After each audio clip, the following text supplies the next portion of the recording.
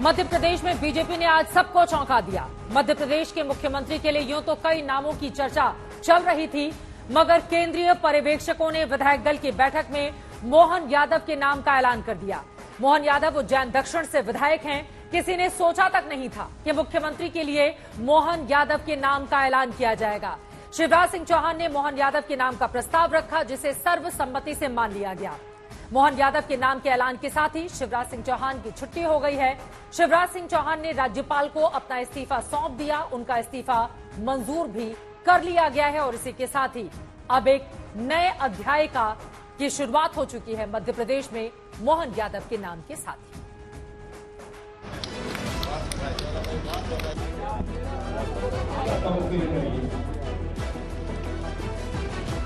तमाम उलझनों, रहस्यों और चर्चाओं के बाद मध्य प्रदेश का मुख्यमंत्री चुन लिया गया और ऐसे नाम का ऐलान किया गया जिसकी दूर दूर तक कहीं कोई चर्चा भी नहीं थी। किसी ने नहीं सोचा था कि मध्य प्रदेश के नए मुख्यमंत्री मोहन यादव होंगे। जी हां, शिवराज सरकार के उच्च शिक्षा मंत्री रहे मोहन यादव को मध्य प्रदेश का मुख्यमंत्री बना दिया गया।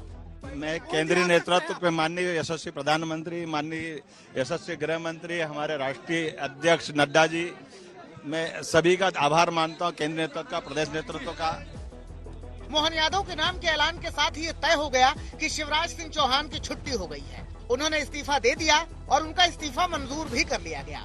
एक दिन पहले शिवराज सिंह चौहान ने अटल जी की कविता पढ़ी थी कि हार नहीं मानूंगा, रार नहीं ठानूंगा। काल के कपाल पर लिखता मिटाता हूँ, गीत नया गाता हूँ, गीत नया गाता हूँ। मगर अब कैसी रार कैसी तकरार, क्योंकि तय हो गया है कि मुख्यमंत्री तो मोहन यादव होंगे। उनके साथ 2 डिप्टी सीएम भी बनाए जाएंगे। जगदीश देवड़ा और राजेंद्र शुक्ला को डिप्टी सीएम के लिए चुना गया है, जबकि नरेंद्र सिंह तोमर को मध्य प्रदेश विधानसभा का स्पीकर बनाया जाएगा। मुख्यमंत्री आदरणीय शिवराज सिंह चौहान ने मोहन यादव जी का नाम प्रस्तावित किया। मध्य प्रदेश के नए नेता के लिए, विधायक दल के नेता के लिए, और हमारे केंद्रीय मंत्री रहे वरिष्ठ नेता आदरणीय नरेंद्र सिंह तोमर जी, आदरणीय कैलाश विजयवर्गीय जी, आदरणीय प्रहलाद पटेल जी, आदरणीय मध्य प्रदेश के हमारे सभी वरिष्ठ नेतृत्व ने उनके प्रस्ताव का आज अभी समर्थन किया है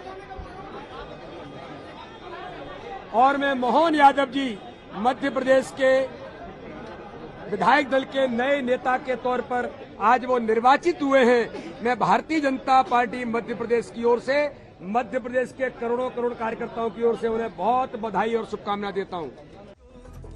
केंद्रीय पर्यवेक्षक मनोहर लाल खट्टर के साथ जब विधायकों की ये तस्वीरें सामने आई थी, तब किसी के मन में भी नहीं आया होगा कि पीछे की कतार में बैठे मोहन यादव को मध्य प्रदेश की सत्ता सौंप दी जाएगी। मोहन यादव तीसरी बार उज्जैन दक्षिण से चुनाव जीते हैं। शिवराज सरकार में उच्च शिक्षा मंत्री रहे हैं, संघ के करीबी माने जाते हैं और एबीवीपी से भी जुड़े रहे हैं। मोहन यादव के नाम के ऐलान के साथ ही उनके परिवार में जश्न शुरू हो गया है। परिजन खुश हैं कि मोहन यादव को उनकी मेहनत का इनाम मिला है। महाकाल बाबा ने बहुत खुशी का दिन दिखाया है। ये बहुत अच्छा लगा मुख्यमंत्री बनने से। और मतलब अब आप मध्य प्रदेश के मुख्यमंत्री की श्रीमती जी हैं, क्या कहेंगी? मतलब घर पे कैसे रहते हैं मोहन जी, किस तरह से आपने सोचा था मुख्यमंत्री बनेंगे? उनकी मेहनत फल लाई है, महाकाल बाबा का आशीर्वाद मिला है जो वो मुख्यमंत्री बने हैं। मोहन यादव ओबीसी समुदाय से आते हैं। राज्य में ओबीसी की कुल आबादी करीब 50% है। ऐसे में बीजेपी ने मोहन यादव को सीएम बनाकर 2024 के मद्देनजर बड़ा दांव चला है। मध्य प्रदेश में लोकसभा की 29 सीटें हैं और माना जा रहा है कि लोकसभा चुनावों में बीजेपी को इसका फायदा मिलेगा। मोहन यादव जब चुनावी समर में उतरे थे, तब उन्होंने जीत का भरोसा जताया था। जोरदार तरीके से अभी से साफा और मालाएं पहनाई जा रही हैं। जीत फिर से मिलेगी क्या यहाँ से? देखिए, जनता का जिस प्रकार से प्रेम दिख रहा है, लगातार सेवा कर रहे हैं, मुझे लगता है निश्चित रूप से अब की बार हमारी दोनों बार के रिकॉर्ड टूटने वाले हैं। खुद मोहन यादव ने तब नहीं सोचा होगा कि इतने बड़े सूबे की कमान उन्हें सौंप दी जाएगी। इसी के साथ शिवराज का राज समाप्त हुआ और मोहन यादव के सर पर सत्ता का ताज सज गया। भोपाल से सईद अंसारी, अशोक सिंघल और रवीश पाल सिंह के साथ आज तक ब्यूरो। और इसी के साथ ही मध्य प्रदेश की सियासत में नए अध्याय की शुरुआत हो गई है। मोहन यादव के नाम के साथ अशोक सिंघल इस वक्त मेरे सहयोगी जुड़ चुके हैं और ज्यादा जानकारी के साथ। अशोक, अब सबके ज़हन में ये सवाल है कि मुख्यमंत्री का शपथ ग्रहण समारोह कब होगा?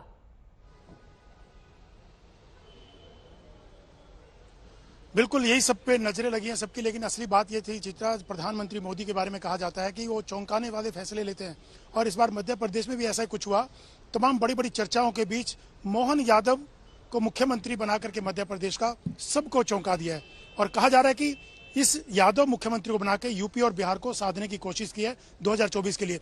मेरे साथ रीति पाठक जी हैं चित्रा, जो 2 बार की सांसद रही हैं और विधायक बनी हैं अभी, वो उनसे बात करते हैं। रीति जी, किस ढंग से देखती हैं इस फैसले को? सबको चौंका दिया, बड़े बड़े नाम चर्चा में थे, आखिर मोहन यादव पे ही दाव चला, क्या वजह रही इसके पीछे? सब पिछड़ के बड़े बड़े नाम। देखिए, भारतीय जनता पार्टी के बारे में आप सब ने सुना है कि कार्यकर्ताओं पर आधारित दल है ये, और कार्यकर्ताओं को प्राथमिकता देना ही भारतीय जनता पार्टी का एक उद्देश्य रहा है।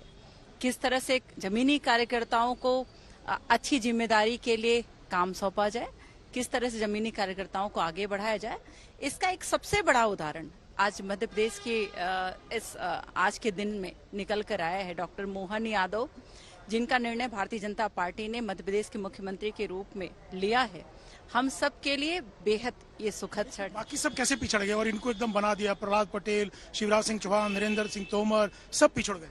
देखिए, मैं शुरू से कहते आ रही हूँ, आप लोगों ने जब भी मुझसे बात किया, पूछा, तो मैंने शुरू से कहा कि भारतीय जनता पार्टी कार्यकर्ताओं पर आधारित पार्टी है। हम सब मंत्री, सांसद, मुख्यमंत्री, विधायक, हम सब बाद में हैं, पहले हम सब भारतीय जनता पार्टी के कार्यकर्ता हैं। हम ये सब क्यों भूल जाते हैं? और मुझे तो कभी कभी ये भी बात समझने में बड़ा दुख लगता है कि मीडिया जो अटकलें लगाती है, जो कयास मीडिया के माध्यम से होता है, वो उनका अपना होता है, वो आपका अपना होता है। फिर आप उन्हीं विषय को हम पर प्रेशर करके पूछने लगते हैं। तो मैं ऐसा मानती हूँ कि भारतीय जनता पार्टी ने अपने कार्यकर्ताओं को प्राथमिकता दी। शपथ ग्रहण कब हो रहा है मुख्यमंत्री का? अब ये तो देखिए, राज्यपाल जी इस डेट को तय करेंगे, इस दिनांक को तय करेंगे, और माननीय पूर्व मुख्यमंत्री जी शिवराज सिंह चौहान जी और डॉक्टर मोहन यादव जी, जो हमारे आज मुख्यमंत्री निर्वाचित हुए हैं, वो जाएंगे और राज्यपाल जी से मिलेंगे। मुझे लगता है पहुंच भी गए हैं और राज्यपाल जी उनका डेट तय करके बताएंगे। एक आखिरी सवाल, आप भी हैरान है इस फैसले से? आप भी चौंक गई हैं? बिल्कुल नहीं, बिल्कुल नहीं। हम सब तैयार थे। कोई भी नाम हो सकता है, किसी भी जमीनी कार्यकर्ता का नाम हो सकता है, कि कोई भी बड़ा नाम हो सकता है, इसलिए हम सब मानसिक रूप से तैयार थे भारतीय जनता पार्टी के इस निर्णय को स्वीकार करने के लिए। और एक सरल सहज व्यक्तित्व के धनी और संगठन की विशेष क्षमता जिनमें है, उनको आज प्रदेश के बागडोर की कमान मिली है। और मैं आशान्वित हूँ, मैं नहीं बल्कि हम सभी, कि मध्य प्रदेश बहुत और सुंदर अद्भुत क्षमता के साथ बिहार में फायदा मिलेगा यादव मुख्यमंत्री का? पूरे जो भी लगे हुए स्टेट हैं सब में फायदा मिलेगा, और ये बहुत सोच समझकर लिया जाने वाला निर्णय है। मैं केंद्रीय नेतृत्व को आदरणीय नरेंद्र भाई मोदी जी को धन्यवाद देती हूँ, और मैं सभी संगठक को धन्यवाद देती हूँ कि जिन्होंने इस निर्णय को हमारे मध्य प्रदेश के लिए दिया है। तो चित्रा, साफ तौर से इनका कहना है कि इन यादव मुख्यमंत्री बनने से सबको फायदा होगा, और जहां तक स्वेरिंग इन की बात है, शपथ ग्रहण की बात है, वो तय करेंगे अभी डेट जब मिलेगी। हाँ। लेकिन सब लोगों को चौंका दिया है मोदी ने एक बार फिर, और अक्सर उनके बारे में कहा भी जाता है। तमाम बड़े बड़े नामों की चर्चाओं के बीच एक नया नाम निकल करके आया और मध्य प्रदेश का एक नया मुख्यमंत्री उन्होंने दे दिया। रीति पाठक का नाम भी चल रहा था, तो मीडिया के ऊपर ही उन्होंने कह दिया कि आप ही लोग नाम चलाते हैं, फिर सवाल मुझसे पूछने के लिए चले आते हैं। फिलहाल नए मुख्यमंत्री के नाम का ऐलान हो चुका है। नाम चल रहा था, नाम चल रहा था, चिल्ला कर बोल रही हूँ। मेरे लिए तो ये भारतीय जनता पार्टी के लिए अब तो परिस्थिति पूरी तरह से साफ हो चुकी है। अब किंतु परंतु के लिए कोई जगह बाकी नहीं रह गई है। आपका शुक्रिया इस पूरी जानकारी के लिए। कुल मिलाकर मोहन यादव के साथ ही अब मध्य प्रदेश को नए सिरे से आगे ले जाने की जिम्मेदारी उनके कंधों पर होगी, क्योंकि 2024 का चुनाव भी नजदीक है। लेकिन मध्य प्रदेश में चुनाव के दौरान उज्जैन में मोहन यादव जोर शोर से प्रचार प्रसार में जुटे थे। इस दौरान बातचीत में उन्होंने बीजेपी की बड़ी जीत का भरोसा जताया था। मैंने चुनावी कवरेज के दौरान ग्राउंड जीरो पर जाकर उज्जैन दक्षिण में एक गांव में उनसे जब बातचीत की थी, तो मोहन यादव की ओर से क्या कुछ कहा गया था, उस समय की बातचीत सुनाते हैं आपको। उज्जैन दक्षिण से उम्मीदवार और प्रदेश के उच्च शिक्षा मंत्री मोहन यादव जी हमारे साथ हैं। एक बार फिर से चुनावी मैदान में हैं। जोरदार तरीके से अभी से साफा और मालाएं पहनाई जा रही हैं। जीत फिर से मिलेगी क्या यहाँ से? देखिए, जनता का जिस प्रकार से प्रेम दिख रहा है, लगातार सेवा कर रहे हैं, और मुझे इस बात का पूरा भरोसा भी है। सरकार के साथ जिस ढंग से काम किए थे, यद्यपि कोविड के कारण से 2 साल हमारे बहुत कठिन निकले हैं, उसके पहले 1.25 साल कांग्रेस की सरकार रही, हमको काम करने को 1.5 साल मिला है, लेकिन 1.5 साल के कामों के आधार पर ही लोगों ने इतना जबरदस्त पसंद किया है। मुझे लगता है निश्चित रूप से अब की बार हमारी दोनों बार के रिकॉर्ड टूटने वाले हैं। दोनों बार के रिकॉर्ड टूट जाएंगे। उच्च शिक्षा मंत्री के तौर पर अगर 2 काम मैं चाहूं कि गिनाना चाहें, क्या बताएंगे? प्रदेश के लिए क्या किया है? देखिए, उच्च शिक्षा मंत्री होने के नाते से नई शिक्षा नीति हमने लागू की है, जो देश में सबसे पहले उच्च शिक्षा नीति लागू की है। दूसरी, कोविड की चुनौती के बावजूद भी हमने जनरल प्रमोशन नहीं दिया है, बाकायदा एग्जाम करे, भले ओपन बुक परीक्षा प्रणाली लागू की है और कोविड के बावजूद भी सफलतापूर्वक 3 साल की हमारी नई शिक्षा नीति लागू करते हुए विभिन्न प्रकार की ग्रेडिंग में विश्वविद्यालय, महाविद्यालय सबकी नए ग्रेड में बहुत अच्छी पोजीशन बनी। मुझे इस बात का संतोष है। उच्च शिक्षा विभाग देश के 5 सर्वश्रेष्ठ राज्यों में से मध्य प्रदेश सम्मिलित हुआ है। भ्रष्टाचार के आरोप लगाए जा रहे हैं कांग्रेस पार्टी की ओर से। ये कांग्रेस का स्टाइल है। कांग्रेस ने मोदी जी को नहीं छोड़ा, किसी को नहीं छोड़ा। कांग्रेस केवल आरोप लगाना जानती है, लेकिन जनता उसको जवाब देती है। जनता के द्वारा, जनता जब चुनाव के मोड़ पे हम खड़े हैं, 8 दिन बाद वोट डलने वाले हैं, तो जनता फैसला कर देगी। कांग्रेस ने कोई सकारात्मक भूमिका ना कोविड के समय की है, ना बाद में की, ना पहले की है। कांग्रेस अपने कर्मों से, इसी प्रकार की धारणाओं से जनता से लगातार कटती जा रही है। हम जहाँ हैं उज्जैन में तो लगातार 20 साल से उनका खाता ही नहीं खुल रहा है, तो कांग्रेस को फिर एक बार मुक्की खाना पड़ेगी, क्योंकि सकारात्मक राजनीति में वो विश्वास ही नहीं। महाकाल का आशीर्वाद मिलेगा? निश्चित रूप से मिलेगा। महाकाल का आशीर्वाद सदैव माननीय मोदी जी का, माननीय नड्डा जी का और यशस्वी पूरे केंद्र में नेतृत्व माननीय अमित शाह जी का, सबका स्नेह उज्जैन और उज्जैन वासियों पे है, प्रदेश वासियों पे है। निश्चित रूप से प्रचंड विजय होगी। ठीक है। अब मंत्री जी जो दावा कर रहे हैं, उनके दावे में कितना दम है, इसका फैसला तो यहाँ की जनता को करना है, लेकिन जबरदस्त तरीके से रिस्पांस मिल रहा है। गांव के लोग आए हुए हैं इनको सुनने के लिए। अब देखना होगा कि आगे जो दावा इनकी ओर से किया जा रहा है, उसका दम क्या अगले महीने दिखेगा। चित्रा त्रिपाठी, उज्जैन आज तक। तो पिछले महीने मंत्री रहते हुए जो दावा किया गया था मोहन यादव की ओर से, उसका दम भी दिखा।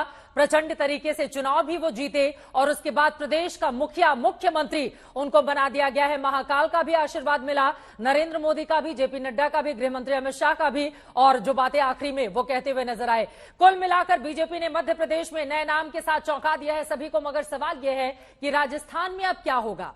क्या राजस्थान में भी बीजेपी किसी नए चेहरे पर ही दांव लगाएगी या एक बार फिर से वसुंधरा राजे सिंधिया को आजमाएगी? चर्चा जोरों पर है और सस्पेंस भी बरकरार है। इन सबके बीच वसुंधरा राजे जीते हुए विधायकों से मिल रही हैं, जबकि बीजेपी कह रही है कि राजस्थान में सब कुछ ठीक है और कल राजस्थान के मुख्यमंत्री का नाम का कर दिया जाएगा ऐलान।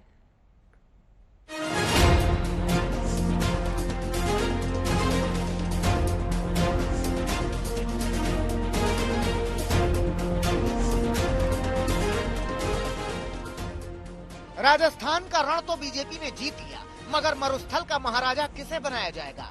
किसके सिर सत्ता का ताज पहनाया जाएगा? किसे सूबे का सूबेदार बनाया जाएगा? ये अब तक तय नहीं हुआ है। चर्चाएं तेज है और हर शख्स टकटकी लगाए इंतजार कर रहा है उस पल का जब राजस्थान में मुख्यमंत्री के चेहरे का ऐलान किया जाएगा। इस पार्टी में विरोध की कोई जगह झाड़ी नहीं है, विरोध कोई कर ही नहीं सकता। क्यों विरोध करेगा? सब एक साथ में है, विरोध क्यों करेंगे? आपको कोई पसंद सीएम का चेहरा? बस जो भी बनेगा वो हमारा। इनका तो होगा, मगर वो नाम होगा किसका? क्या राजस्थान में हिंदुत्व के पोस्टर बॉय बन गए बाबा बालकनाथ को सत्ता सौंपी जाएगी या गजेंद्र शेखावत को नई जिम्मेदारी दी जाएगी?